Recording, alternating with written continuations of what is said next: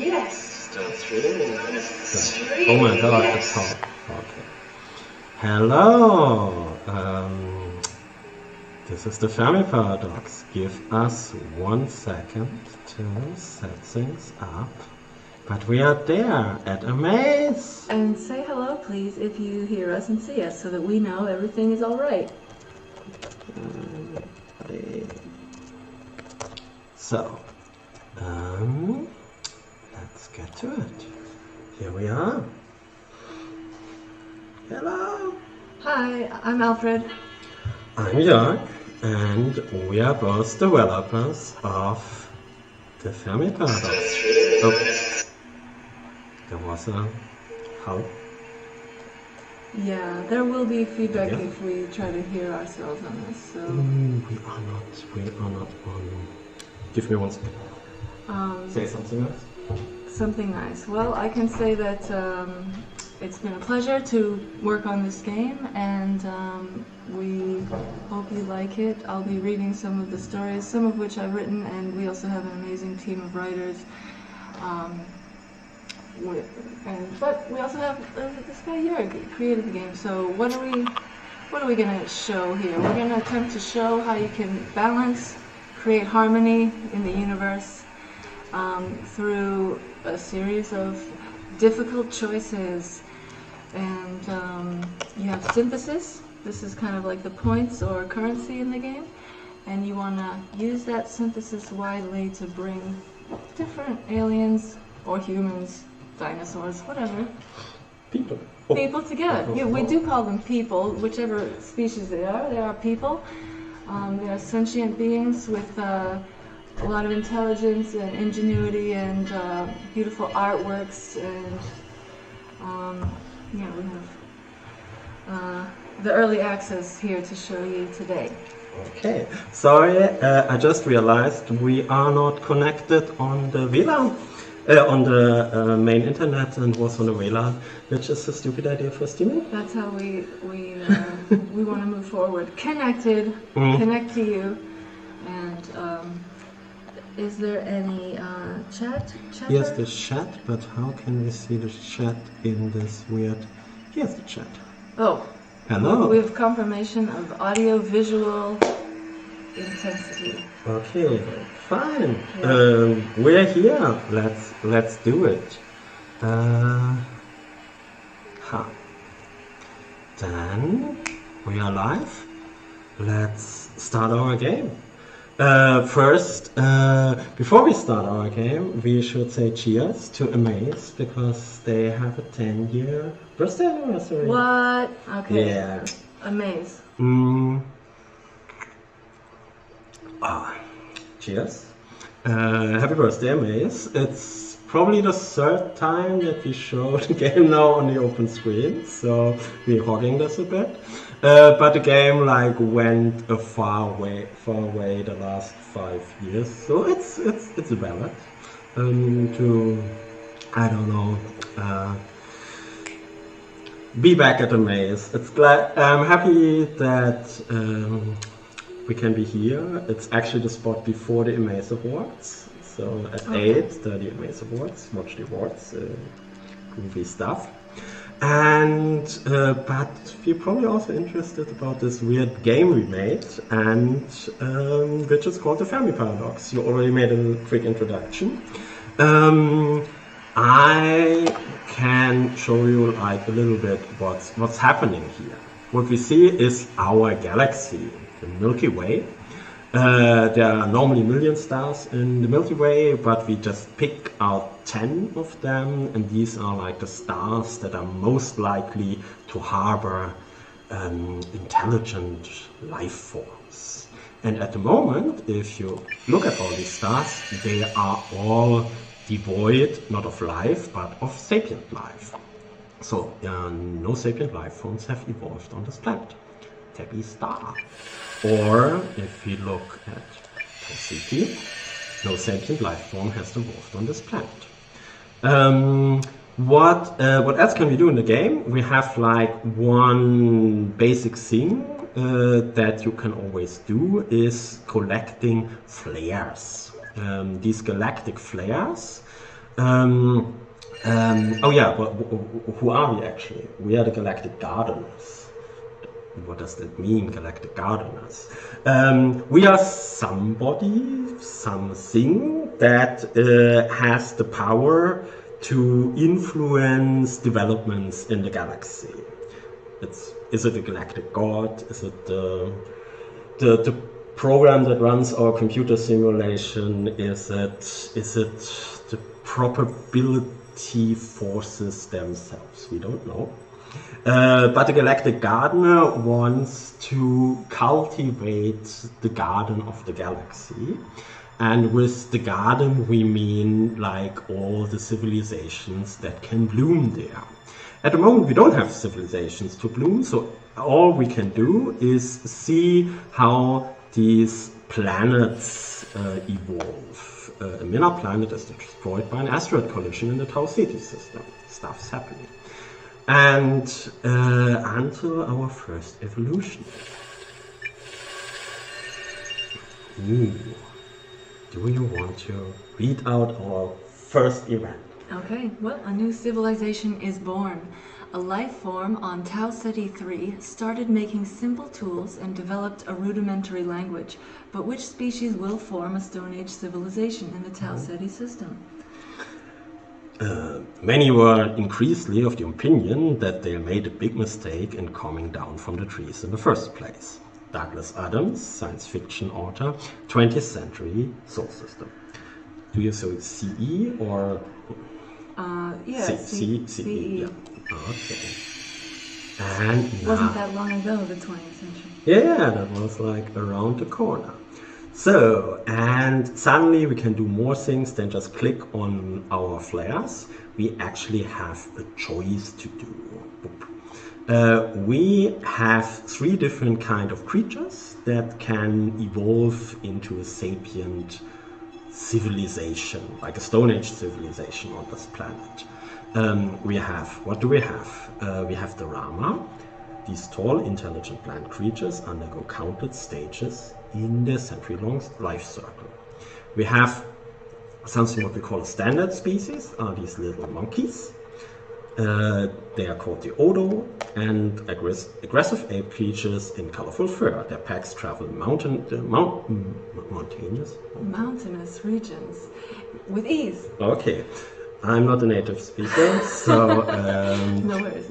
All right, the Maru, sneaky, sightless, and cruel. These bands of small raptors plague the vast jungle forests. So, and we already have a really important decision to make. Which of these creatures should roam Tau Ceti 3? Maybe someone in the chat has an idea. Cool people showing a cool game. Thanks, Adolfo. Adolfo, yay! Something on the Discord. Someone else was drinking with us too. Okay. Then we make a decision. What's your favorite one? It is the Maru. I do like those sightless dinosaurs. Yeah. So they are actually quite a tricky species because they, in the beginning at least, when they evolve, they're like quite raptors that hunt and eat everything. So they're not really peaceful. They eat up a lot of resources. Not that ethical, also not that smart, so research is not their strength, but they are plenty and they multiply a lot, so you will be secure from like big catastrophes in the beginning. Well, let's hope we can guide these naughty creatures into getting along with each other and the rest. So, we have a nice message on Tau Ceti, the Maru civilization is born. A very quick overview, what we see here now, there's statistics, numbers. Each civilization has like 5 main stats: research, population, beast herds, potential casualties, and ethical values. Ooh, do you hear the music? Yeah. Give me, let's make it louder for a second. Let's make it louder, and we can take this moment to talk about Mon Amour. I have no idea if this is anything to do. Let's check if this is a frame. Anyways, very different. So, Mona, Mona is the best. Yeah, if you enjoy what you hear, check her out. And she's got probably this one just came out, right? It's brand new. No, this is brand old, and Brand she's old. making a rework. There's a re-release. That is the original. Okay. That is the 80s original. I mean, I didn't buy it in the 80s. Well, you got it now. I got it now. Okay. Okay, so we tone the music down because we. Oh, but a little louder. A little Maybe, louder? yes, Okay. just a bit. A little louder. We do want to. Yeah. In Yeah. this area. So, depending what happens in the game, the tone of the music changes, of course, and we have like these wild raptors doing in the Stone Age, so you have some tunes there. So we already see they're in the Stone Age. If we research more, they will come into another age. There are already quite a decent amount of people, and the population is growing fast. That can lead to problems at some point, but in the beginning, it also doesn't lead to like a lot of problems in the beginning. They have resources. They eat other creatures, so their resources are beast herds, and if they eat them all up, which would probably happen in 2000 years, they have a problem.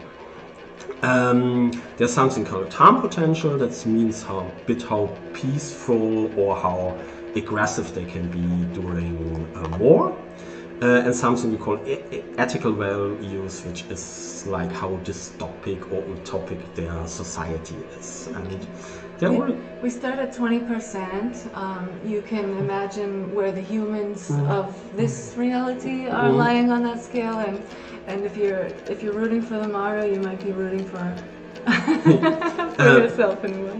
So let's pick a new flare. So also the flares have different symbols matching to the things. And now we decrease like the consumption rate of the Maru a bit, and now they have 300 years more left on their resource thing, and the first thing is happening. It's a depopulation event. So population goes down actually, but we have. Okay, venomous animals. Maru settlements attract small venomous animals from the wilderness of Tau Ceti 3. Those creatures prey on the Maru and kill many of them. Evil creature. That very evening, Rabbit came to Rattlesnake and scratched him. Rattlesnake raised his head and bit Rabbit. The bites make Rabbit very sick. Coyote was sent to the sea for cool sand, but at last Rabbit died. He was the first creature which died in this new world. The legend of the Pima people, soul system. We don't have a age there because nobody knows. I don't know. Maybe we should look that up. Okay, so, and this is like the main gameplay. Something happen, is you can collect a couple of flares to influence the civilization a bit, and then you can go for make a decision. Here we have 3 choices. Prevention. The Maru adapt their skills against the threat of venomous creatures by building traps and wearing protective clothing. If we go regular development, many Maru move to barren lands to escape the poisonous beasts, but the tribes suffer without enough food and water. Oh. Or this would lead to massive depopulation if the countless Maru die when the beasts develop even stronger toxins and cunning defense mechanisms, ensuring a rapid increase in the reproduction of these vermin. Poisonous stuff. Now you'll see we'll lose we will lose our synthesis if we some events give us like a synthesis bonus, these don't. And some events cost us even synthesis. Since the Maru already like had a quite big population boost, negating that would actually cost us synthesis at the moment. In other civilizations it would be maybe different. We can now kind of cripple the grows a bit of the marrow, or say, no, well, we like these creatures. Let's make them cool trappers. No reason not to, Go. as far as I'm concerned. Doesn't cost a thing. Okay. So, and that is kind of the first gameplay here. The other planets that we have, here's for instance the planet of Earth,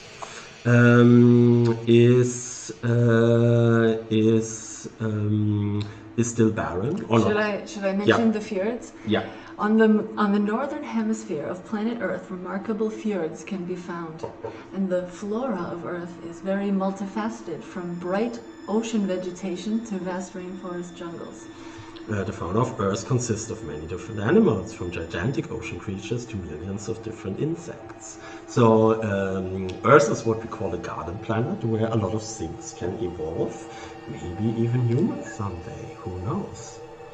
Once dominant animal species on Earth goes extinct. Who knows which that was? Formerly a popular species is exterminated by an aggressive predator on Earth. So, there's also a couple of other planets here, but at the moment the one that interests us are the Maru tribes. Go for that. Maru is officially a new tribe. More tribes. Reduce population a bit. Natural hazards reduce the Maru population. So these little events show us a bit how what happens between like the big decisions. So we see some stuff evolves during our the parts in the game where we actually have to make a choice. Well, now we get something to. What is this? Story tattoos. So let's go. As a rite of passage during adolescence, the Maru tattoo their skin with vivid details about the history and knowledge of their people. The art of creating these tattoos is passed down from generation to generation. In Polynesian culture, we have a word called mana, which means power and spirit, and it's the basis of my tattoo. Dwayne "The Rock" Johnson, American actor, 21st century soul system. You picked that quote, I think. Yeah. Yep. I really like that we have a quote from The Rock at the Stone Age. Because, That's fitting. Okay, this is a research boost event, and we can go. Since they didn't have it so good at the moment, we don't even have to pay for the maximum boost. If for some reason we don't want them to evolve quickly to the next age, we can also pick the bad end. We get points if we get the medium reaction, but full reaction for free. Do you want to? Sure. Creating and wearing story tattoos are among the highest honors of the Maru. Within a few generations, everybody is completely covered with the sacred images that vastly expand their society's awareness. So, and now something happens. So the wise folk of the marked were revered for their ability to tap into the spirit realm as they tattooed gods, beasts, and stars on their people. The symbols revealed an individual's true nature, as well as strengthening cultural memory with ancestral sagas. So there's one thing happened. These creatures called themselves the Maru in the beginning, but now since like everybody is completely tattooed, imagine like a lot of cool tattoos here. That's why they're called the marked now. The marked. I suppose these would be 3D markings since they are sightless. Yeah, that's actually something that came up a lot. So like, hey, they're sightless creatures. Why do they have tattoos? That doesn't make sense. But we think these like kind of like, how's this called? These scars tattoos. Talking with tattoos. Oh, I haven't seen this yet with the shading. With the shading. So for my birthday and for the release of the early access, I made a tattoo of the game. I hope we get to meet this species. This is one of our original That's the first aliens we put in the game, the prune. So yeah, just bragging a bit from my tattoo. Why not? I think if you work like 5-ish years on your game, you can make it on your And phone. you can be proud of it. Yeah. Yeah. So that means our game section, early access, so you can buy it on stream. I hope it's like on the side of the open screens. Maybe we should have a look into the chat and see who is there. Ha, yeah. These civilizations are happening at the same time, or the butterfly effect, by what players decided. I have no idea what that means. Yes, I think that the decisions you make affect the species that the event is for, but they don't have effect on the other planets unless those are in communication. None of them are at that stage yet, though. We're just getting started here in this stage with one species. It gets interesting when some more life develops. So. We go a bit fast forward because maybe already the next life comes around. Yeah, let's have a look. Let's have a look, that's right. We've got a new mountain range on Tabby Prime. A once powerful tribe falls on Tau 73. Okay. And we see they are called the Mark tribe. Paradigm shift. We only have one stage paradigm shift, so I know what it is. The domestication of small predator animals. Tau Ceti 3 is home to a species of predator with high emotional intelligence and complex social behavior. A beneficial coexistence promises to emerge between these approachable creatures and the Stone-Aged Marked, with whom they appear to seek companionships for the benefit of food, petting, and shelter. Can you pet the dog in Fermi Paradox? Very important.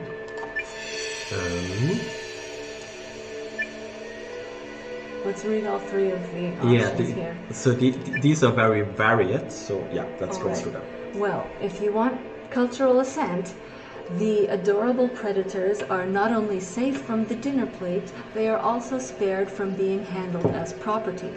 The concept of enslaving these friendly beasts with cages and leashes is unthinkable among the marked. Natural hunters and loyal protectors. The animals play a key role in establishing new clans in dangerous territories on Tau Ceti 3. The creatures evolve into domesticated servants. Or the predatory animals are primarily seen as food, but are also tied to guard posts on the borders of settlements to ward off unwanted trespassers. So the paradigm shift is a quite rare event, but it's an event where like something changes drastically regardless which option you choose. Yeah. So either we get like a good bonus on like resources, peacefulness, ethics, and research, or we get like a huge bonus on population, but also eat up a lot of resources because with their dino dogs, they hunt all the other creatures, or we become like have a real downfall and become much more militaristic, also much more dystopic. That would give us 15 synthesis, but we already have a lot of synthesis. This would give us a huge population bonus. But also would reduce the resources quite a lot, so that could lead us into trouble in some point. It would save us actually from like really big catastrophes, and this is a really good bonus on everything, but it also costs us a lot of synthesis. Are the Maru going to treat these animals like we treat the dogs? That would kind of be the free option. Yeah. Or are they going to treat them like food and like utility animals, or are they going to actually respect these animals almost as equals? Yeah. Philip says we should ascend. Ascend. So, okay. Ascend. Then here we go. This is nice. Okay. This could be just what the Maru need to turn their civilization. So and always sometimes if you like make a really civilization changing decision, even you see it in the name. So now they're even not the marked, but they're also the marked dog tribes. So their governments are called because they are so interconnected with these creatures that they are not the dog tribes.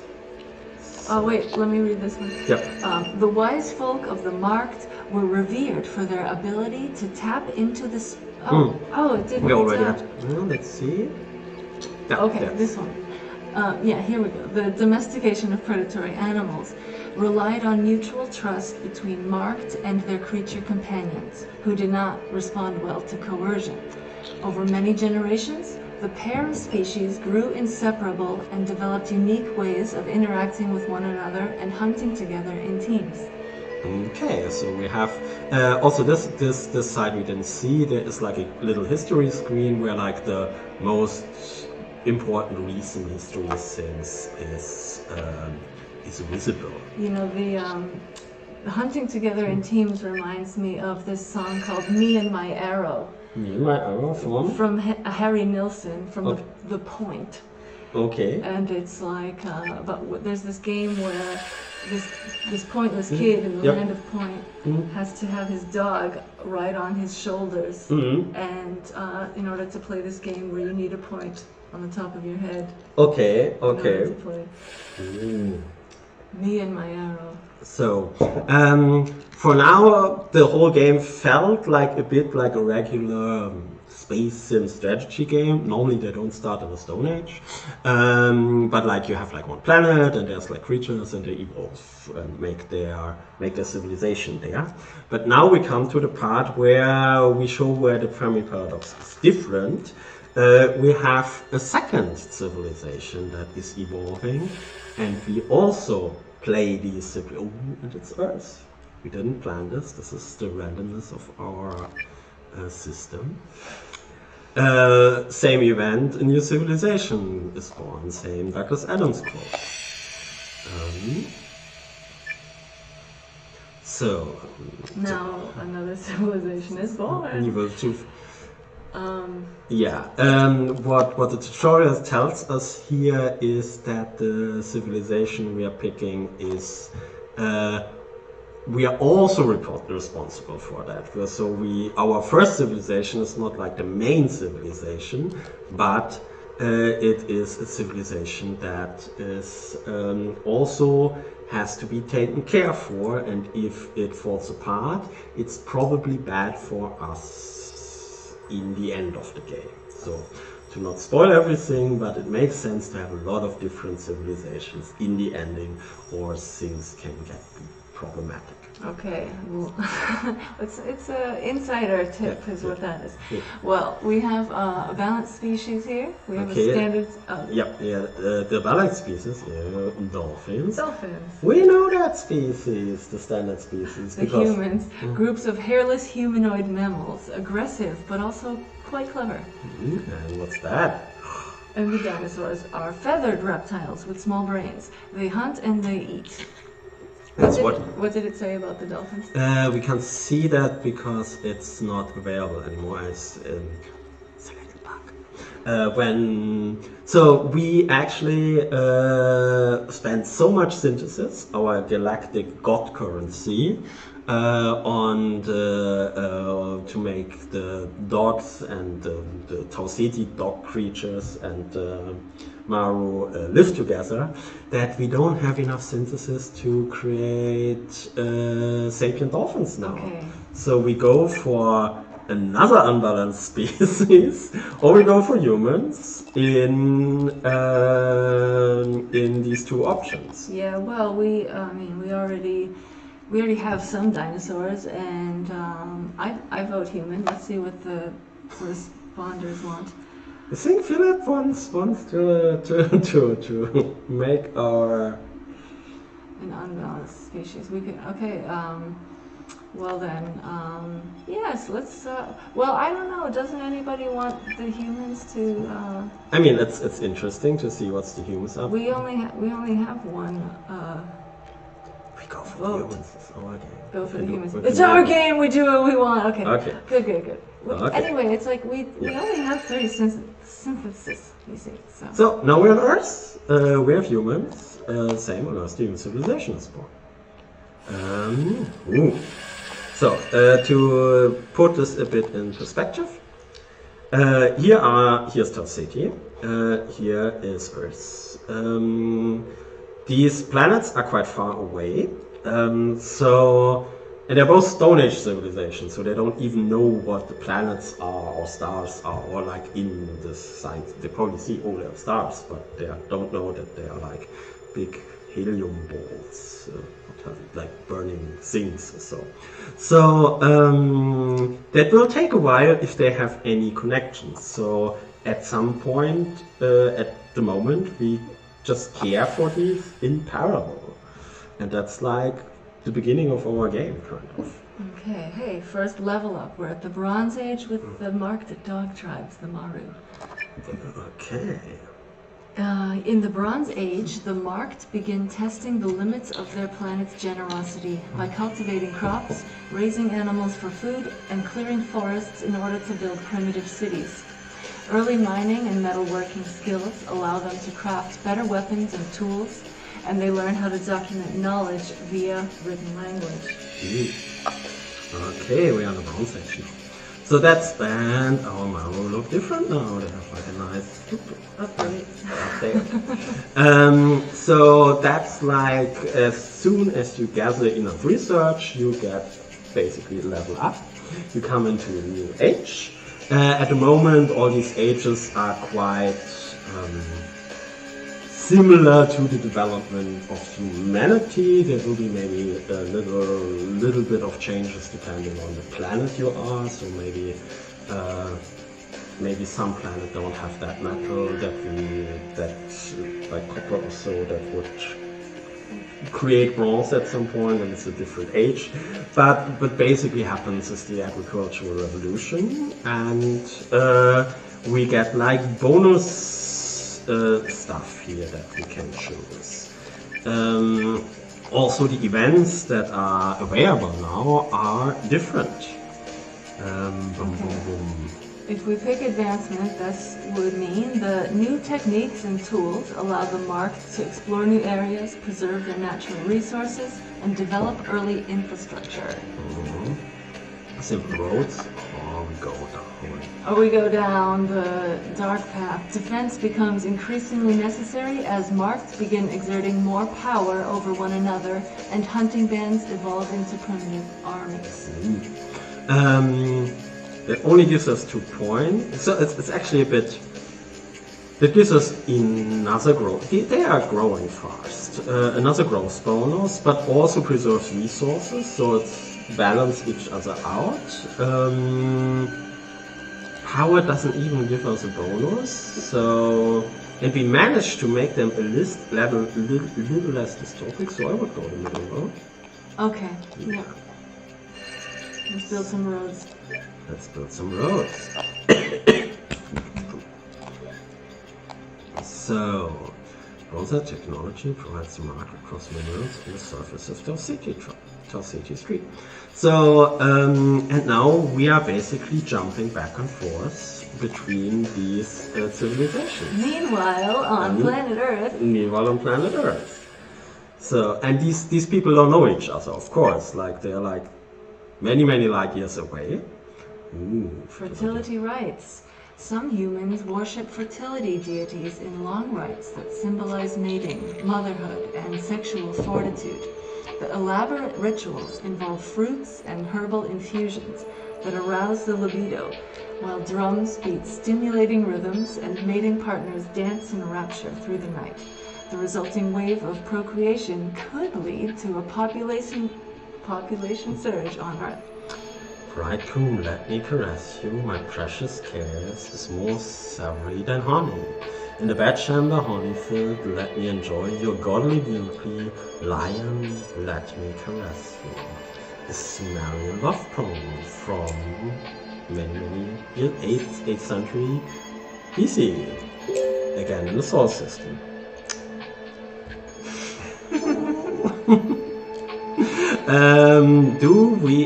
Talking about drums and stuff, you also brought the ukulele, so tell me when's a good point where we make a little music break in our presentation.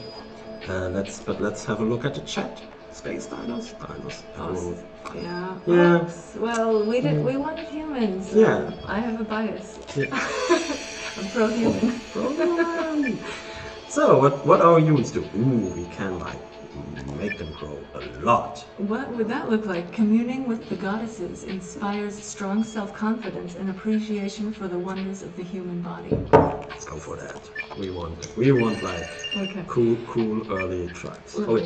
So, because fertility rituals were so pervasive in their culture, young humans were brought up with an understanding of the sacred importance of mating.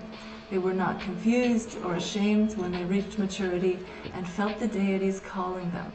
Population rose accordingly. Yep. But they had it good in the Stone Age, our humans. So let's see if we got sexy humans. Sexy humans. And human club wielders lay down their stone clubs and abandon the art of war. They're too busy mating. Yeah, that makes sense. And new form of artistic expression. See, I knew this would be a good thing. Yeah. Now let's see if that. But they have weird ideas. Yeah. Actually, they do have some alien raptors. They don't necessarily know about. Yeah, but maybe they have a hunch. Who knows? Yeah. Some kind of intuition is forming here. But they still have some movement going on. And now our dog creatures, dog fights. Yeah, they have their. So as you see, not all of these events are actually positive. So there's actually also bad stuff happening. Could be, the dogs. The dogs are probably just really cute. That's why they treat them nicely. But if there's let's see what's going on. Traditionally, the elderly are highly respected in Tau City. Now that larger marked dog realms are formed, the authority of the elders is put into law. The oldest could be chosen as rulers, not because of their wit or skill, but simply because tradition demands it. It is the elder man to rule and the younger to submit. Plato. Plato said some weird things. Mm-hmm. So, I think it's time. Do you want another shot? I mean, that sounds like innuendo to me, but... Let's see. Okay, we can't prevent it again because So it's always in this game we don't have enough synthesis, or you choose a lot of bad stuff. We might have to take some calculated risks here. Yep. But for the regular development, some dog realms become fanatical gentocracies with varying degrees of success. Others decide an auxiliary methods to choose their rulers. And you can go full cheap. Or the entire marked civilization adopts the rule of old rulers. The young do not enjoy any rights and have to follow the will of their elders, even if those elders are cruel or unfit to govern. We like our blind dinos, so maybe we try to not make them into complete monsters. Yeah, middle of the road. We're only missing out on 2 synthesis. Yeah. That's like one flare. That's okay. Yeah, let's get some flares by the way. Yeah. So it's also like the flares that we collect on the planet which we are looking on the moment improves, of course, only that planet. So it's always we can always look at one civilization and give them a little bit more care. Yeah. Oh, let me read this one too. So after respect for elders. Sorry. It just went away. No, history screen to save the day. Okay. It's here. Yeah. After respect for elders. Highlight the last one. After respect for elders had been established into law, several dog realms adopted a gerontocracy, only replacing their rulers when they died. Other dog realms enacted additional conditions for rulership, including mental and physical fitness, education, and wealth. Wealthy people ruling happens. Okay. So, that is how the game's played. Anything else important? So this game is early access, but that means not that it's like an unfinished game. I mean, of course it's unfinished, but it's like you can play the game from the beginning to the end, and I hope you can even play it again and have fun with it. I've heard it's possible. It's possible. Yeah. Of course, like we want to add a lot of things into a game. A couple of features may be missing, also a little bit of variation, so also much more aliens. So at the moment we only have 4 planets where aliens can evolve. And with future updates there will be more aliens, more pictures here in the background, and everything should look a little bit different. Okay. Beast Riders. Beast Riders, let's see. Humans attempt to tame ferocious and menacing beasts which roam the wilderness of Earth for the military purpose of riding them into battle as a way to frighten and maim their enemies. And only the poet with wings to his brain can mount him and ride him without any rein. The stallion of heaven, the stag of the skies, the horse of the singer who sings as he flies. Ilana, Farjan, I don't know. Pegasus, a poem. We also have poems in here. What kind of beast would the humans have? Well. I mean, that shows horses at some point, but are horses ferocious and menacing beasts? I mean, probably when you see them in the wilderness. Maybe these are like big, like a giant boar. Giant boar or elephants. Oh, yeah. Big elephant riders. And I have elephants now in my I think elephants are very sweet, though, not ferocious. Yeah, but if they're like you're on top of them. So. Exactly. Exactly. Well, what are our options? Here is either A, the creatures are too dangerous and cannot be tamed. They appear to kill indiscriminately, disemboweling their would-be masters and generally running amok. So that's not so. Also middle ground. B, the humans gradually build trust with the wild animals by feeding and caring for them. The beasts in turn cooperate with their riders, even bravely marching into war when necessary. Or C, human shamans preach of the need to dominate the beasts, since the threat of their enemies doing so remains an open possibility. The creatures are treated cruelly to make them even more ferocious. So this is again a more negative event. This is where we humans are right at the 1% utopia. And do we really want to go into the absolute power right now? I think we can spare the 10 synthesis to I would do it. Not make them as militaristic, at least in the Stone Age. Okay, deep in the wilderness of Earth, great beasts could be found.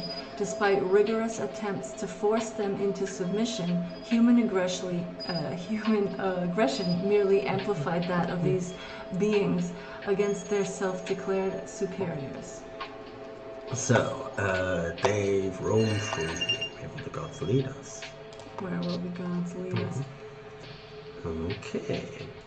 So, I'm clicking through it a bit faster, because we want to show you as much as possible in the game. Because, okay, we're still one tribe in the Stone Age, not one tribe, one entire civilization in the Stone Age, and one in the Bronze Age. But we see they are getting close.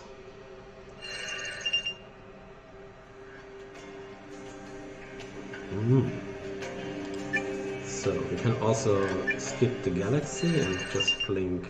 Also, our humans are nearly in the Bronze Age, so we can just see what happens now. I expect to level up pretty soon.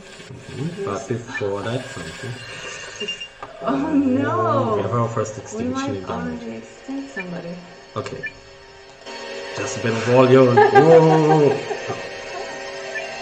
Drama. Oh, what's happening? I really love this picture of the poor dinosaur baby here. Okay, it's actually not a comic strip. With 25 is Okay. Okay, natural changes in the hydrological cycle cause widespread desertification on Tau Ceti 3. Rivers run dry and drinkable water becomes a rarity. With drought threatening to destroy their primitive agricultural systems, marked society is on the brink of collapse. The ritual dances that, perhaps by coincidence, brought forth rains in the past are not working this time. Have their gods forsaken them? Will all life on the planet be swallowed up by a barren dust ball? Once the seed of our hive hatched in the ash deserts, and now the desert will claim us back. Hive Queen Beryl, Artemi Emperor, second cycle, Wormwood system. So there is also not just quotes from like some human people, but also our aliens sometimes have. Some lore here. Yeah. Going down in the natural desertification of Tau Ceti 3. We cannot even afford whatever this would be, so let's look at our options. Minimal survivors, when the marked are forced to adopt a nomadic lifestyle, wandering from oasis to oasis. 7.2 million marked lifestyles. Or, first the desert claimed cities and settlements, and eventually all living creatures on Tau Ceti 3's surface die of thirst. Oh no, they turn into a desert planet. Wow. Do we want that? It's 40 points. That's like a really big bonus. We should consult our viewers. Our viewers. So Space Diana sexy human traits are not bad. Good to explore Fermi Paradox. Very attractive introduction. Thank you. So we have like our sightless space dinos, and they will die either completely, and then we focus on the humans for now and hope that other species make it, or we bring them to the brink of destruction. Any idea? We don't have backup dinos, so let them survive. Oh my god. Okay. Yeah. Okay. Yeah. I'm. Okay. So what happens? So these extinction events are the worst events that can happen, or one of the worst events that can happen. They cost a lot to prevent, because like, how do you prevent like a catastrophe? But it's often the possibility that like a minimum of the population survives. And here, actually, our huge growth rate helps us, because the growth rate now falls drastically, and we only have, oh my god, it's getting pretty small. Pretty small. We only have like a fracture of the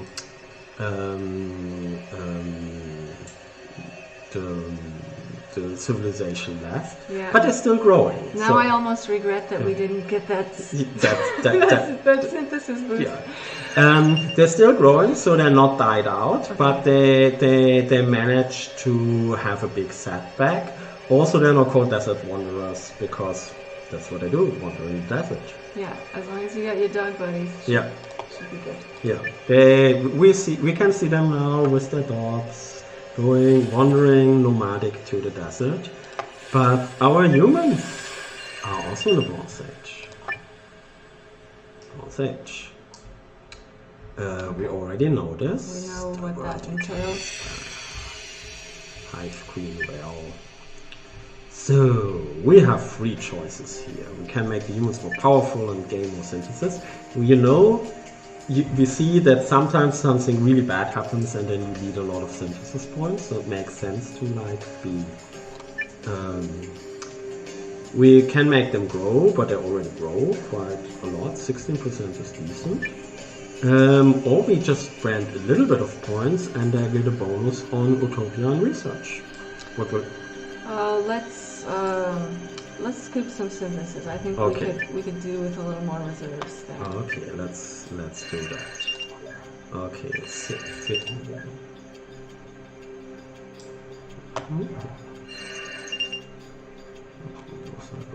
Resources we can. So also there are like negative bubbles here sometimes, and the negative bubbles actually gives you also a decent synthesis boost. But I don't want to make it too negative. So, Bronze Age now. 2 Bronze Age civilizations doing their thing. How long is actually our open screen section? Good question. I'm sure we'll be... I'm asking in the chat. How long? I know the awards are at 8, but we don't have anything in between, right? Yeah, make it. Screen.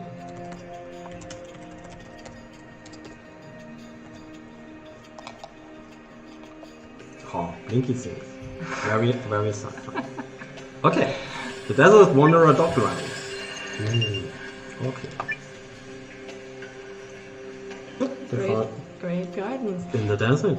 Due to the continuous developments within sedentary horticultural communities, more and more beautiful garden complexes are constructed all around Tau City 3. There is increased interest in the physical and mental well-being that gardens can offer the desert wanderers.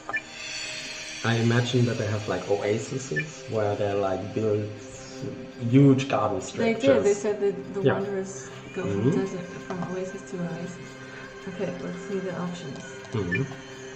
Gardens are seen as an essential part of any healthy society. Every caravan on Tau City 3 is now surrounded by extended, beautiful garden structures. Only very wealthy rulers can afford to adorn their palaces with gardens. On the upside, this results in garden design becoming a highly revered art form. Or a lot of water is diverted to fuel the abundance of gardens, which takes precedence over fertile farmland. Several generations later, the desert wanderers suffer heavily due to unusable fields and dried up rivers. So the thing is, they have so many resources now. I mean, they didn't have more resources, but they just have so less people that they have resources for thousands of years.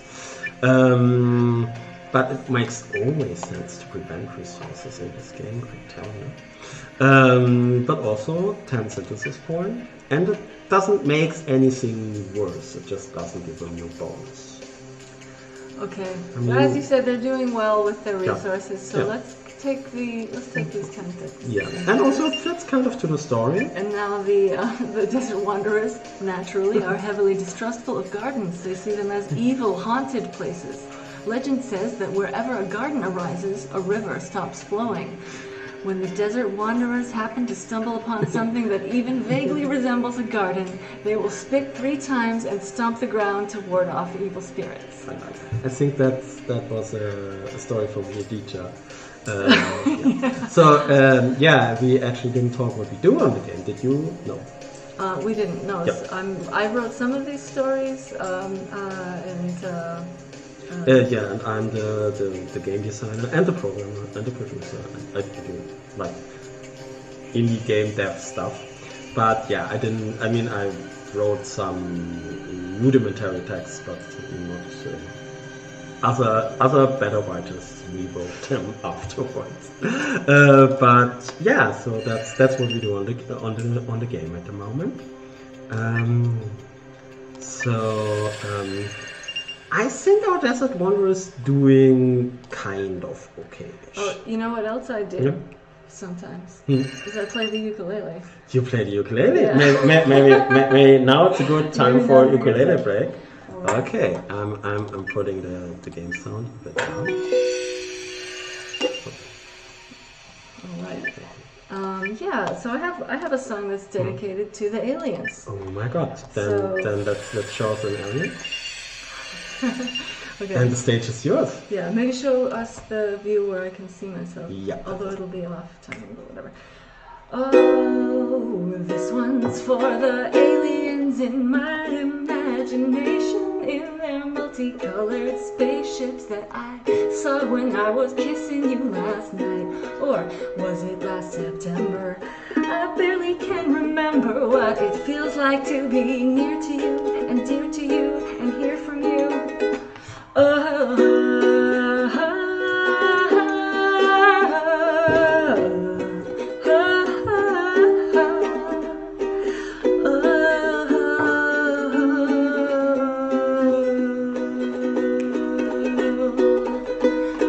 Our experimentation provides vital information to the alien space station for their research paper analyzing love. And while the universe is waiting, our love is hibernating. This phenomenon, it's hard to get a handle on your heart. It's hard to get inside your heart. This heart is hard. It's hard, it's hard, it's hard, it's hard, it's hard.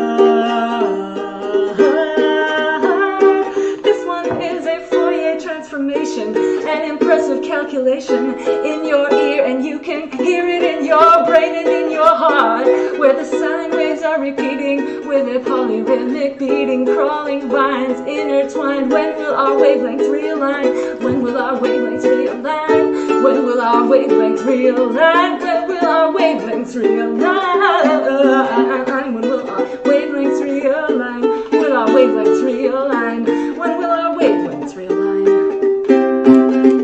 Like the waves that come upon the, like the waves that come upon the, like the waves that come upon my face, that come upon my heart, that come upon my cochlea and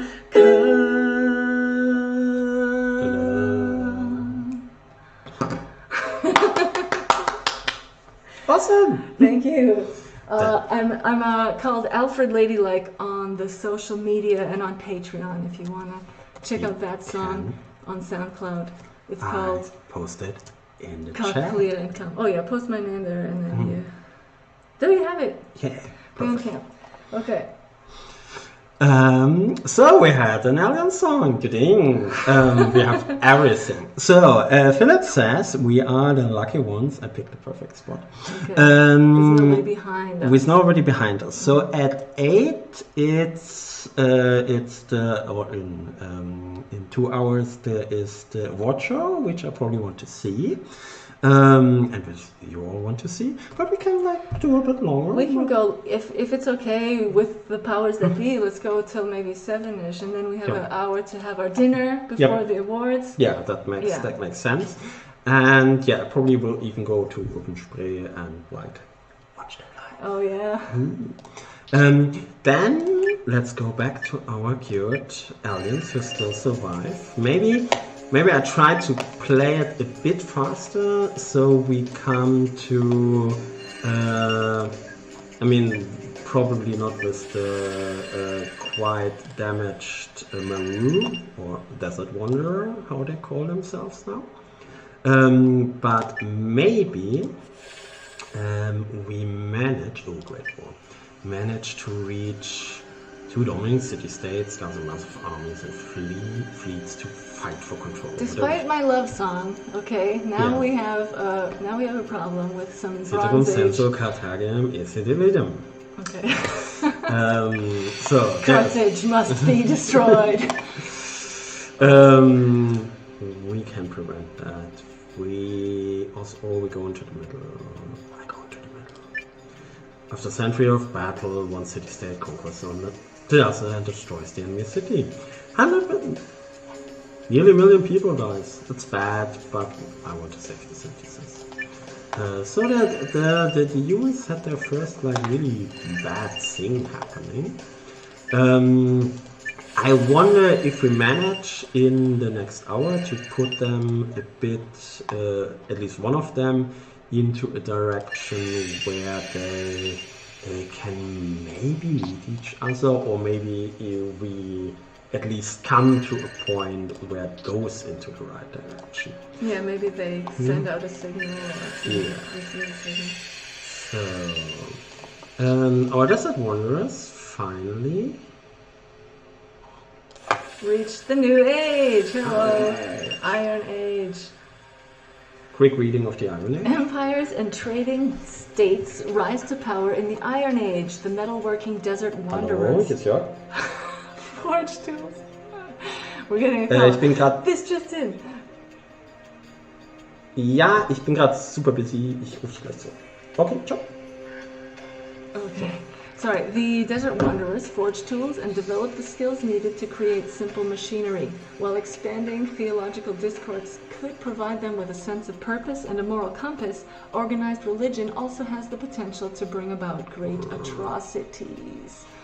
For here now is the age of iron, never by daytime will there be an end to hard work and pain, nor in the night on weariness, when the gods will send anxieties to trouble us. Hesiod, the Greeks, during things. Sorry, phone call. It looked important. We can give them wisdom boost. Let's give them wisdom boost. So they also don't have so much people, so population boost makes also sense. I would like to bring our desert wanderer dog republics. Okay, so now we are writing down some books, copying, sharing the knowledge. Sharing the knowledge, doing the things. And we're evolving here. Another planet. Another planet. Lisa C. Lisa C. Okay. I'll tell you what's happening. New Stone Age civilization. Who could it be now? So, 3 new species. We have the Gara, we have weird vultures. We have like armadillo-ish creature. It's a desert planet, by the way, Glisa, so they know the desert stuff. And we have the prune.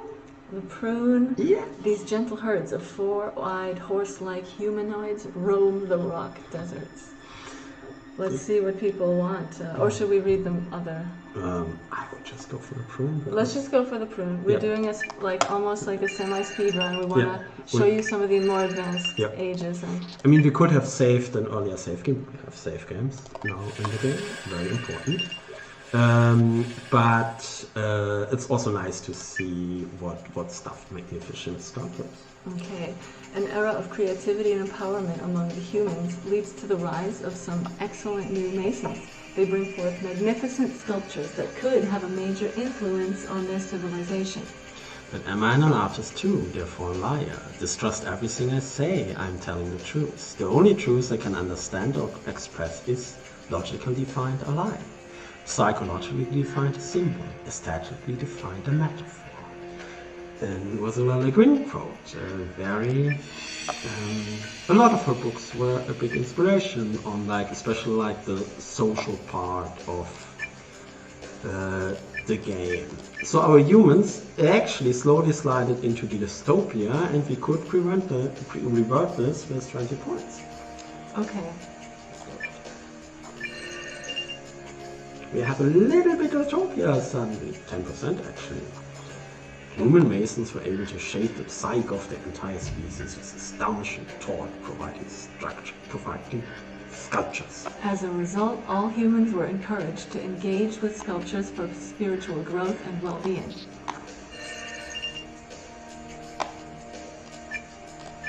So, we push our humans a bit. Maybe they do well. And then also we have a new starlight civilization. Ah, they are not cute. Our prune tribes.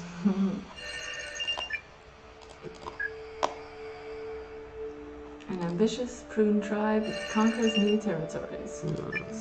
They are the balanced species. They are. They don't grow in the beginning, so you have to be a bit careful. If you take negative growth, it can actually be bad for them. Do the spirits look on us with kindness? Hope so. Hope so. And they're already quite a topic, so it's actually quite a good start. Give them a point.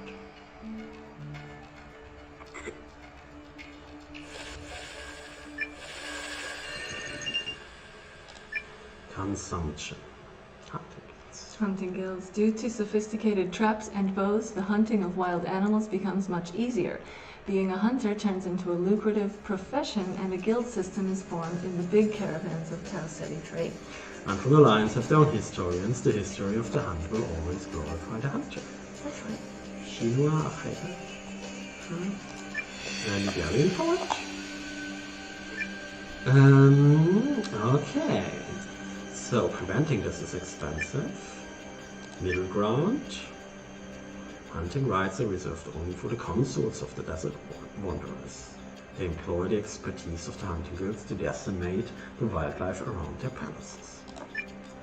Or the hunting guilds rise to power in wanderer society, and the hunters become reputable consuls, even after eradicating most wildlife around the caravans. So we are desert wanderers, so our main government or settlements are caravans. They have so much resources. We could even go for this massive thing and get 7 points. But it's a bit risky. Maybe at some point they don't have so much resources anymore. Yeah. Let's conserve. Let's conserve. We go for it. Okay. So now we don't have so much resources left. Yeah. But still enough to maybe go to the nautical age. Yeah, and why not load a saved? I don't think I had something good prepared, so I would try to. I mean, this one is the prune are also quite fast, so maybe if we are lucky, we can push them to a far technology age. So we have 2 Bronze Age societies now, 1 Iron Age society. The humans are nearly Iron Age, and also our Maroon doing quite. Oh, that's nice. So the research of a remarkable scholar is encoded into sophisticated tattoos, which grow popular among the desert wanderers. They still have their own traditions, which is really nice. And that gives us a research bonus. So, whatever you understand. Knowledge. Stone steels. Right, stone steels. The humans create giant stone steels carved with records of their history. When building a settlement, these monuments are placed at the center so that knowledge of their ages, or sages, can be shared with future generations. See if we can go fully with it. Too expensive. Too expensive. The middle one. Okay, the middle one. So the carving human lore in stone destroys the flexibility of their oral history traditions, which some say is a step in the wrong direction. But we are going to be able to share that knowledge. Yeah. And the humans had mixed feelings about the stone steel monuments that spread across Earth in the Bronze Age. Accounts of history diverged greatly at this time, and the inscribed canon represented only one viewpoint. Nevertheless, the permanent slabs of ordained mythos gradually replaced storytelling traditions. And now we got enough bonus for the next chapter. Yes, Iron Age. Yeah, we already know this one. We are in the Iron Age. But maybe they get power again, because that's using a lot of synthesis. I mean, yeah, this is a low harm potential now, Yeah. so... Yeah. Okay, so under 10, we're still under 10%. Yeah. That's hopefully good enough. So, our humans are in the Iron Age now. What is going... They are still... They don't have so many people. If your population is also quite of low, the research is also slower. So it makes sense to boost that, but also... Oh, no, it's the wrong planet. Maybe our prune are doing better at some point. Also they could beat some population. growing settlement expands the influence on the UCC. So, depopulation. They don't need that. Feudal serfdom. Through force or necessity, most desert wanderers become serfs to their local landowners. The life of a serf is cruel and short, requiring hard labor for the masters in exchange for protection and a small plot of land to maintain their own subsistence. It's better to abolish serfdom from above than to wait for it to abolish itself from below. That's Alexander the Second. So, they don't have... So this is a tricky one. Prevention, I mean, it would be nice to not have serfdom, but it costs us 30 points. They have a little bit of growth, but they're not so much people, so we can use this, but then they don't have any growth anymore. I think I would go for the middle ground. Definitely that would be quite unwise, because they're already quite low. Okay. Yeah, let's see that. Alright, the rural population of Tau City 3 was historically poor and disadvantaged. The bonds of serfdom kept them in poverty for centuries. How the serfdom looks like in caravans, but probably there's a possibility. So, let's give them a lot of research bonuses.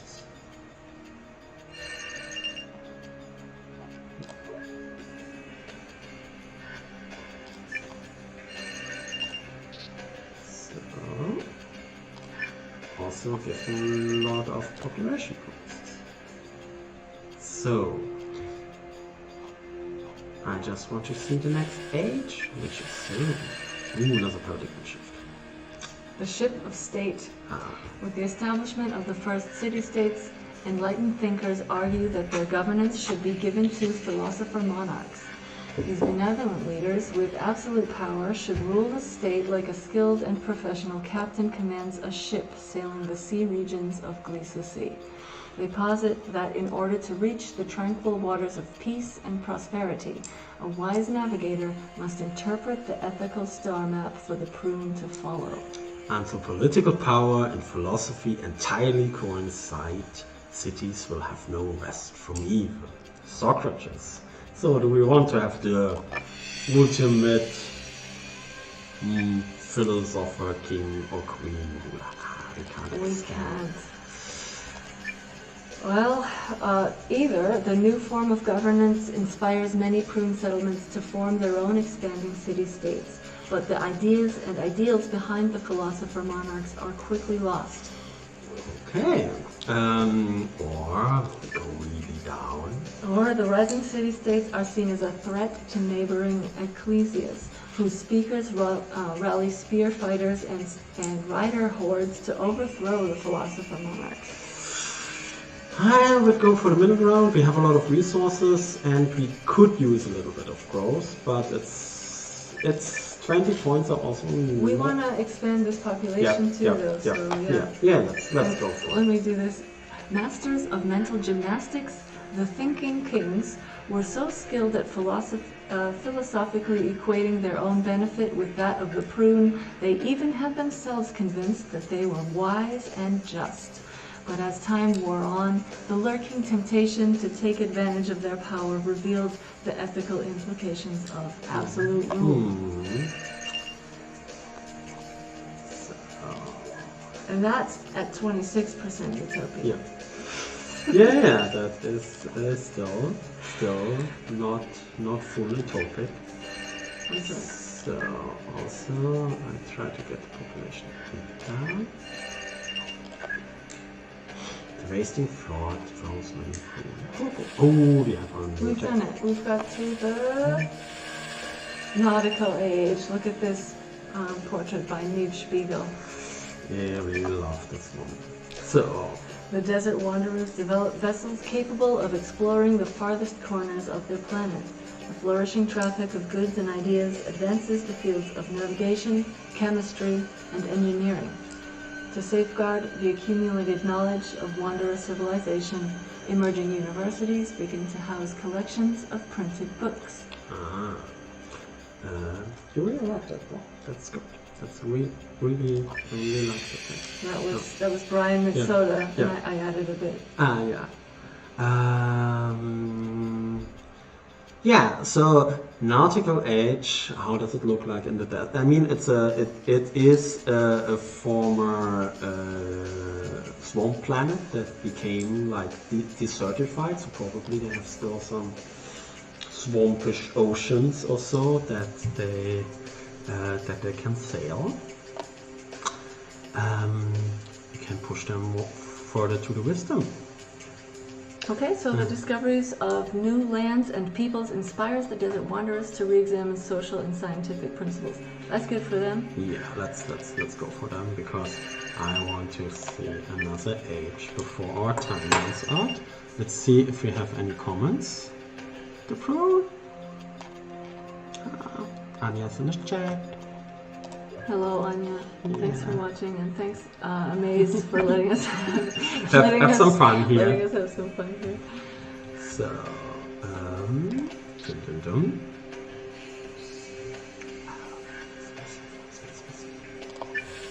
So, humans are doing things. What's going on? Power, knighthood. Knights, of course we need. Okay, the members of the aristocratic ruling class of the humans are well trained in mounted combat and sworn into military duties for their monarch. They live by the moral code of chivalry, die by the blade in valor, and drink an intoxicating fermented beverage known as ale. To valor. These noble riders, charging into battle in heavy plate armor, seem to be an unstoppable force. And I wrote this one, so I'll read it. Quests are so tiring, who can be bothered? Just as my liege beshirketh his dirty work unto me, so shall I employ mercenaries to quench the heathenist traitors whom I was tasked to dispatch. Whilst I make merry in my castle with ale and good spirits, and a shrubbery. Sir Lemerot the Lazy, Maru Knight. 3099 before the Great Fusion in the Tau Ceti system. Okay. Yeah, I wonder. Absolute power! The Knights rise to power fast, dominates the political military landscape. Would be 15 points. Let's do it if we want to get ahead. You know? We want to get ahead. So here our harm potential rises. The Earth was ruled by aristocratic knights who acquired large tracts of land by birthright. All the young humans dreamed of joining the knighthood and honorably serving their domain while peacocking around in shiny armor. Of course, this usually remained a dream for those without noble status.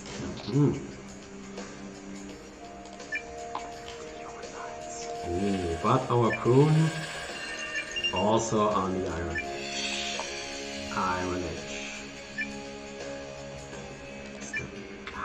Expensive.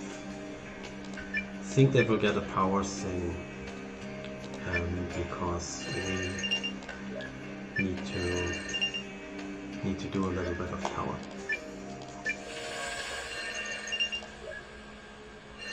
Does it want a dog assemblies, human domains, prune domains, we have a lot of domains. And I mean, you can play this game however you want. You could go full. Just full power and see where that leads. It might be an interesting experiment, actually. I mean, it's a gardening game, so when your plants in your garden die, you don't have anything left to play with, so you maybe want to keep them to a certain degree. But you can... Ooh, another... Didn't Maru have a bat? He's poor. Oh, with the polar parasites. This one is from Yana. While exploring Tau Ceti 3's polar regions, wanderer expedition teams are infected by parasites trapped in the ice. The deadly spore-like structures replicate at astounding speeds, and the desert wanderers have no natural defenses against them. If allowed to spread, the parasites could wipe out the entire Tau Ceti 3 population. Beer beef immensely good. Meat 1 hour in seawater, then all well. Ooh, Sledge is broken, iron shedding as equipment, demanding exclamation of weight and considerable reduction. Strange feeling and great indulgence in food and making reduction.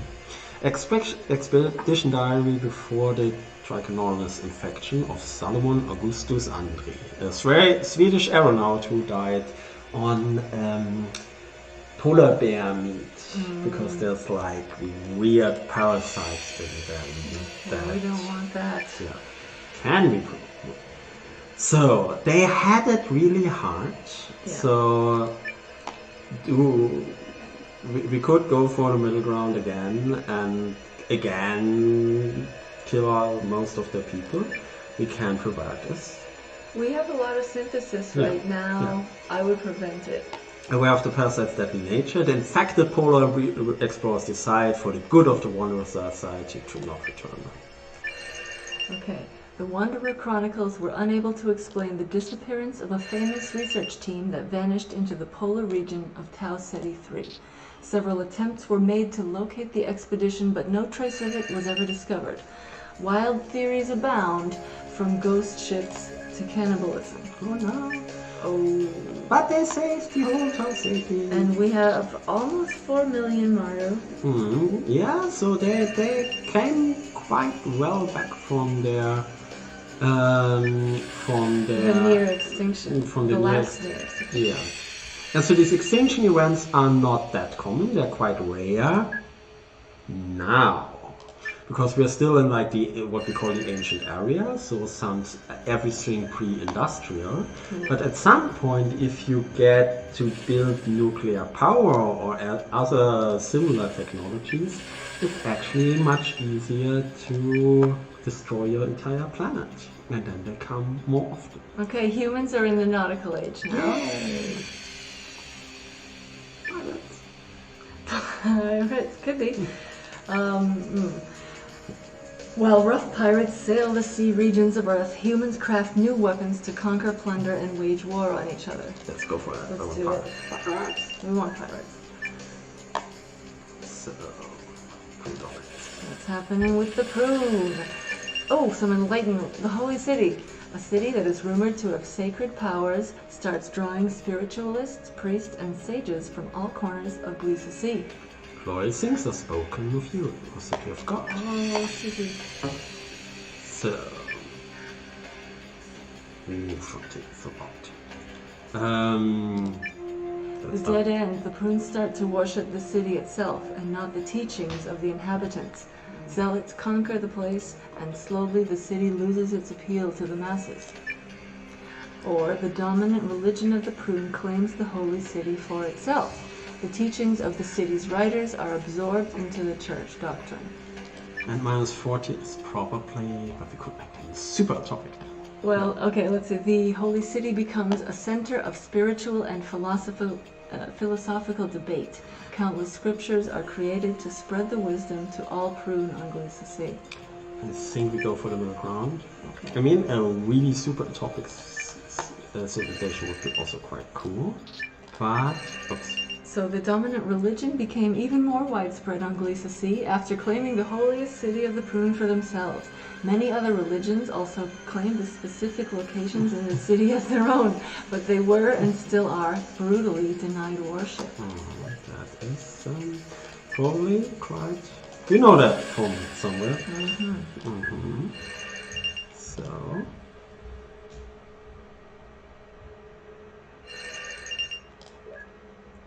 So I want our move. Oh, that should have disappeared. We are nearly past the nautical age. That's the question.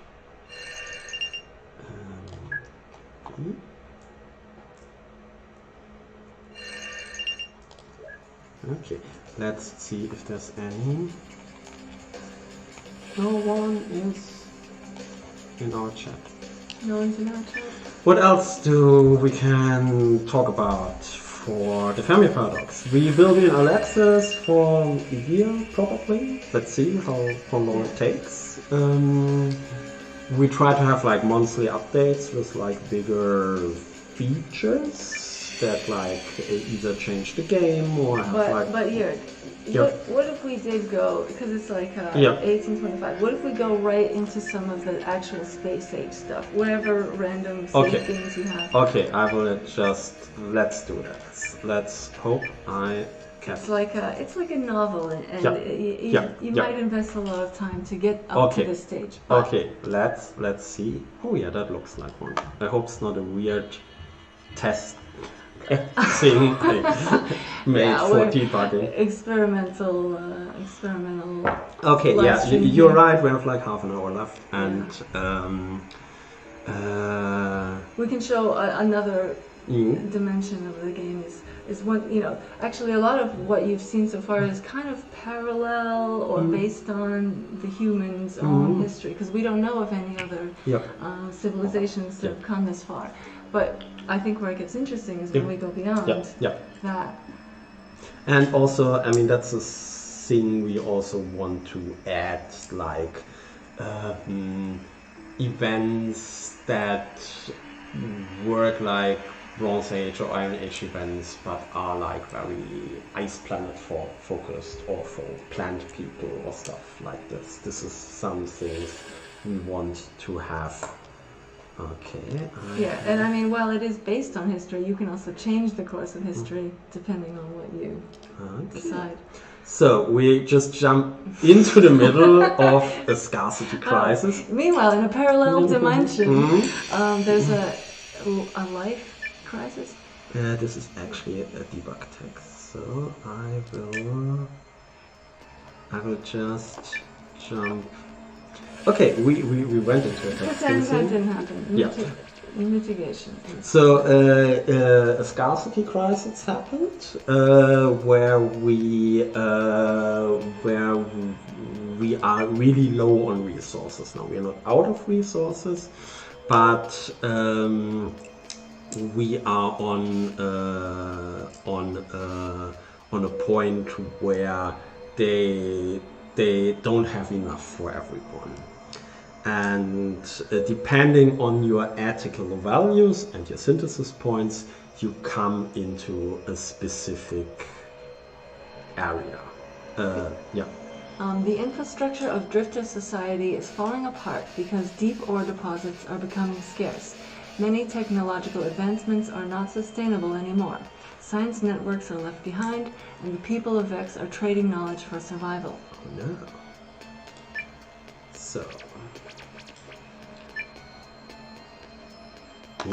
So basically we can prevent resources now, but it costs us a lot of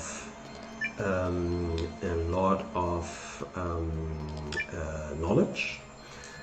We are a society called the Drifter, and they are in the cyber age, so they are beyond our digital age now. Strong mitigations. Alright, what we can do is the cyberneticists are now busy keeping Drifter society from falling apart with the little deep ore they have left. The next generations will be more capable of living with scarcity, but a lot of technological advancements will be lost. I think we go down that. Okay, so the infrastructure of Drifter society was crumbling, and because deep ore became scarce. Their science networks tried to salvage what was left and succeeded, but lost a lot of technological progress in the process. We're going into some experimental realms here. Yeah. So where are we? We are on this planet that's called Vex. So that's actually not a planet where at the moment life can bloom. So we see actually that.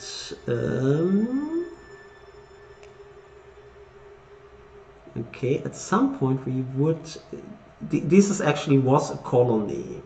So at some point, an abandoned city on Talsetis 3 shows the first failed attempt at a marked settlement. Pioneers had arrived at the.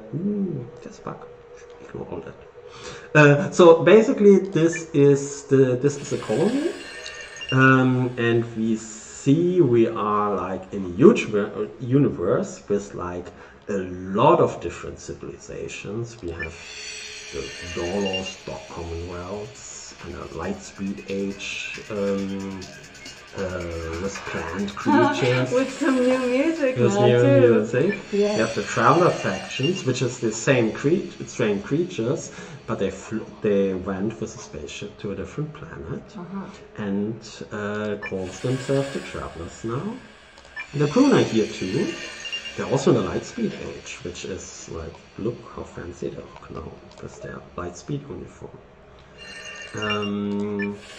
What else do we have? The humans are also here. We have some scholar administration. Sounds like this was played with the knowledge in mind. The digital age oil crisis hit the humans hard. The administrations assembled many divisions to protect the few reservoirs left of soul at all costs. This focus led to the loss of vital hubs. So they are actually on the brink of a complete resource destruction, consumption. So that we put a safe game. Yeah. Well, the scholars seem to have messed things up. Yeah. What's going on with these? They live in fallout shelters, so it's quite.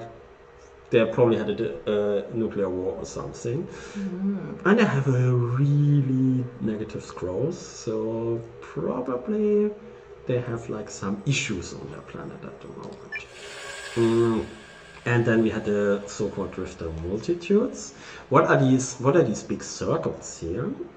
These circles are signals that were sent out by different civilizations. For instance, this came from the Travelers. Let's check. Travelers rock and roll music. Rock and roll, a rhythmic music style influenced by many cultures on tablet prime, became the defining sound of a generation. Signals containing these groundbreaking songs were sent into all directions of the galaxy. So this is actually a very old colony that long ago lost their colony status and made rock and roll music at some point. Wow. Space rock and roll from space plankton, basically. And these radio signals travel with light speed to the entire galaxy, and if they reach like the Prune or the humans, they will be aware that there's actually some alien life form on this planet. And they'll find out through rock and roll. They will find out through rock and roll. What's the time? Probably 8:30, yeah. Okay. 6:30. Yeah, we can play around a bit here to show you a bit of the like endgame-ish events. Maybe we'll get a signal pickup at some point. It looks like a lot of these circles are about to intersect a planet. So something happened. Injustice. That's a new one from Brian. Okay, we've got private prison companies. The penal system on Earth has allowed prisoners to work and earn wages while they are incarcerated. Unfortunately, much of this work is mandatory and the compensation is meager, allowing industries and government agencies to effectively hire convicts as slave labor. Okay, any labor which is competition is slave labor whenever the slaves are human or mechanical must accept the condition of work of slave labor. So, prevention. Advocates for prisoner rights persuade lawmakers to recognize this act as slavery and the practice is ended. Then go full injustice. The public feels prisoners owe a debt to society. Prison population numbers rise with labor shortages on Earth. Or regular development. After much public debate, prisoners are offered a higher wage for their labor, though it is still lower than the average rates for labor. We can make these humans really bad. We could do that, and you know, like as a saving grace, it might actually, in a way, like make the prisoners feel better if they're doing something. I don't know. Also, the prisons were often overflowing with prisoners through the days where the least given purpose was paid work. Humans believed that paying prisoners anything was generous, given the fact that they had broken the law. Not nice. But also, like, as soon as it's lucrative to imprison people, then the governments will do that. So they have a big they are nearly out of fossil fuels. Oh, let's show This one. Whoa! Reaching the cyber age here. Okay. With rapid advancements in artificial intelligence and technologically augmented marked, the civilization undergoes drastic change and reaches new milestones in science, engineering, and the arts. He still dreamt of cyberspace, hope fighting nightly. All the speed he took, all the turns he'd taken, and the corners he cut in Night City. And he still see the matrix in his sleep, bright lattices of logic unfolding across the colorless void. Neuromancer by William Gibson. Yes, it's called Night City, of course, in Neuromancer, and they just took it in Cyberpunk and called it also Night City, right? In the game. I mean, it's a good homage. I don't. So. Yeah, actually. Oh, they need population. Definitely. Oh, it's 30 points. They will get population some other time. So, you see that the end of the game gets more complicated. There's a lot of more stuff to manage. At some point, these poor people run out of resources. You have to either be careful, go to prevent these resources. You have to go to another planet, maybe, or some bad things can happen. And at some point, these people make contact with each other. Maybe we reach that. Let's see. Do I cheat? It's not so far away. Ooh, I like their knowledge and regal. Create panels of scientific expert to guide policy decisions. All legislations reviewed by scientific communities to explore its potential impacts using simulations. So the expert-based government would cost us 30 if every aspect of Dorloth life, from reproduction to death, is regulated by science. Scientists hold the power to control society, which is given to them willingly. Let's do that. Let's do that. They are now called the expert commonwealth. Okay, we got the expert commonwealth. Science-led government, because I want to show you the last. Oh, and they grow so much, that's also not good. Only 33.7 billion. Yeah. Hope it's a big plan. Let's see. they have gas giants too. But I want to show the last technology level, or the last technology level for now. For now. What we have in the early access is the so-called Singularity Age. Ooh. What's happening here? So the Dorloth create machines capable of recursive self-improvement. These constructs can build even more powerful copies of themselves autonomously, growing their potential with each generation. The path to true artificial intelligence is clear. Can we drop the artificial intelligence? It's a bit like calling you a meat-based processing system. On the Steel Brief by Alastair Reynolds. Also, a lot of the Alastair Reynolds books were, especially like the space travel stuff, were big inspirations for Fermi. So, we have the Singularity Age. And we see here already that this is like kind of the last age, because we have a note, 3 more Singularity societies for final tech. If you manage to put more societies in the Singularity Age, then you will get to the end game. Some end game. Some end game that we won't Content. spoil here. Yeah. They're also now called the Shrouds, the Dorloth expert Shrouds. But maybe we manage, if we click through things. Oh no, the humans have a real problem. Out of resources. Climate collapse. Shit. The global temperature. The global temperature of Earth rises dramatically as a result of the complete exploitation of fossil fuel reservoirs, exacerbated by greenhouse gas emissions from the humans. The impending climate collapse may mean the end for their species. Once people get the idea that it's alright to take what you want and destroy the rest, who know when they will stop. Parable of the Sower. By Octavia Butler. Very good book. Right. yeah, we have a real problem with the humans, and that is something where you don't want to end up. And we have like really hard decisions now. Either we try the collapse version where the civilization collapses, and depending on your ethics, which is already bad with the humans, and your harm, which is quite decent with the humans, it can end in a so-called carnage event, which will be just a total destruction, and we have a 77% for that. We can regress, which has also a great potential of... That's what I'd like to do personally. Yeah, let's try that. Why don't we do that? We can afford it. Yeah. It has a potential to create a tyranny event. Let's see. Oh, just normal regression. Okay, after using up all of their fossil fuel reservoirs, the humans manage the impossible by keeping their society alive without turning to violence. They abandon their jet fighter divisions and computer hubs and find a way to live in small, self-contained communities. How many humans can survive this way? Please.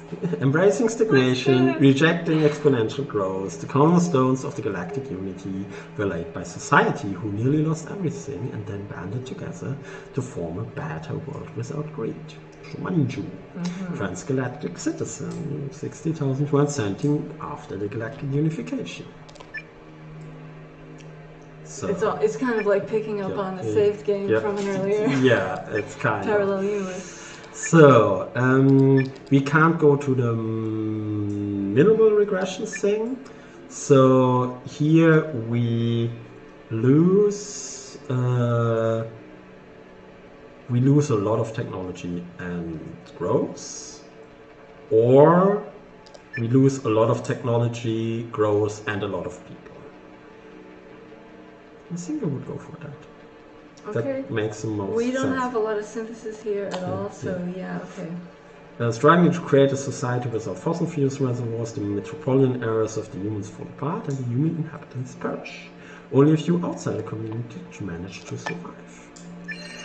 Okay, I have faith in these, however many humans are left. It's very small. 100 million or so. 190, nearly 200 million. I think that was the right choice. That's a great war. The drug wars. The manufacture of narcotic plants into drugs and high demand for these addictive substances among the travelers lead to the rise of violent cartels all over Tabby Prime. Traveler state militaries attempt to exterminate the cartels, who fight back with paramilitary troops, bribery, and terror attacks. Sometimes I feel like God when I order someone killed. They died in the same day.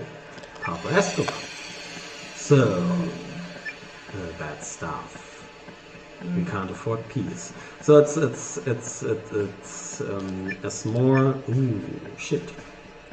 So the problem is the dollars are very, very few. They have a really big harm potential. So any of these events will kill the entire population, because they just drop a fusion bomb. Either the drug lords have fusion bombs, or they fight the drug lords with the fusion bombs. Yeah, well, I think since they're so harmful, we don't want them to have a total war. Let's avoid that. And no, they will also die with the normal war. Well. Oh, I see. Yeah. They have put themselves in quite the pickle. Then I guess we scoop up their synthesis. This is the thing. This is the thing. So, and then we only have an empty planet with like... Yeah, we actually wanted to show you contact, but instead you got to see your first extinction. Psychoactive plant species cover the surface of Tabby Prime, a sowing without harvest. They were the catalyst of the fall of the dollar civilization, as the relentless drug war slowly claimed every last. Enterprising visitors might profit from these plants if they can avoid the mistakes of the past. So yeah, there's a planet full of drugs, so let's shrub them out. Yeah, I think we start to wrap it up. What am I doing? Signal from space. We got it. Wait. We got it. We made contact. Yes. Just at the end. Just at the end. So, here's a signal. It comes probably from the fallout multitudes or from the drifter multitude. Seems to be here. Which, oh, the Rama. The Rama, yeah. And we just had a decent amount of... So this is our first contact. Like, you see there's already, it's universe or galaxy full of people, but they still didn't manage to find each other. So gardening takes patience, just like in real life. Exploration vessel. The prune explore the... Wait a second, this is not a... Oh yes, wait, sorry. The prune explore the nearby vicinity of their solar system with light speed capable ships. One of these light huggers is able to pick up the radio test signal from the marked civilization. So many hundred years ago, when the marked civilization was still industrial age, they made just simple radio tests and they wandered through space, and now they will get these tests. Even the stars, which seem so numerous, are sand as dust, or less than dust, in the enormity of space in which there's nothing. Carl Sagan. We have a lot of Carl Sagan on this. So, we made our first contact, and since we let the other people die, we have enough to actually go with that. To do it, yeah. So if we do this, the ship returns to the Gliese system with the exciting news of the radio test signal. Yeah, it didn't even reach their planet. They had to go out and get it. Yeah. Many science vessels are sent afterwards to explore the 1 light-year bubble around their star and search for more alien signals. Just so that you get what else is happening. We could do the exploration vessel gets lost in the vast emptiness of space around the Gliese system. The content of the signal from the Rama is forever lost. Or hostility. A conflict over access to the information on the radio test signal leads to the destruction of the space explorer, causing military tensions between the deep space explorers and the Gliese system. So we know. Let's accept this and yeah, so you have actually two choices. Either they don't know that aliens exist, or they know but they got very hostile about it, or they embrace it and we can go for it. So, and that is our first contact. I mean, they know now that the marked exist, and the marked don't know that the prune exists. But when the prune builds a spaceship now, it's pretty likely that the spaceship will go to... also, we will add events where they can maybe send a signal back and stuff like this. Or they might also catch that rock and roll broadcast at some point. Yeah, because that is actually coming from the other side of the also at some point I want to have like a special event that happens when you collect like a lot of signals from different species. That gives you like a special bonus. Alright, well should we end it with another song? Let's end it with another song. Okay. Like maybe let's look at our cute or whatever's happening here. They're growing ecologies. Make a song? Or, no, I was going to do the, maybe turn the volume down. Yeah, of course. Like and also let's check if there's any last comments. Yeah, any last comments? Let's aim a hand off the stream at 19 so we can create the next highlight. And keep the stream stable with also get the team involved 10 hands off a shot. Of course, then. Perfect. Yeah. It's amazing, it's amazing. It's amazing, it's amazing. It's amazing, it's amazing. It's amazing, it's amazing. Fermi game, a maze festival, and in I don't know, enjoy your festival, enjoy your games. I hope you found something interesting Yeah. here, and let us know if you like it. Yeah, and also buy the game if you like. Buy the game if you wish like. this. Tell Buy your it, friends. gift it to your friends. Yeah. Post on it on the social thingies. We also have a Discord, so if you want to have more information or talk about with us or with the community about the game, come. Also stay tuned for new updates, which will come very soon, because like August. That's it. Okay, Yeah. then maybe we can have an idea. We can cut the volume up. Play the credits. Yeah. Why don't? Because I didn't say everybody's proper names and full last names. Let's see who's responsible here. Yeah. Here is the entire team. It's just not us two. It's a lot of It's people. not just us two, okay? Besides Jörg, we have Anna Grunenko, character illustrations, Nib Spiegel, background illustrations, Antjen Anhut, concept illustrations, myself, writer Kara Ellison, Jana Sloan von Gaze, Brian Mitzoda, Jadisha Julia Newman, Matthew Higgins, Zoe Jellicoe, and Ruth Pearson on the writing teams, Teresa Schlag, interface, Chris Bischoff, Mona Moore is the music, Christian St. Clair did the trailer voice, Anya Zukov did our Super. I guess. Yeah. And this was the last one. That was one of our IT person. Okay. Thank you, thank you, thank you. Thank you, Subladen, where we are at the moment. Where to? Where to our wings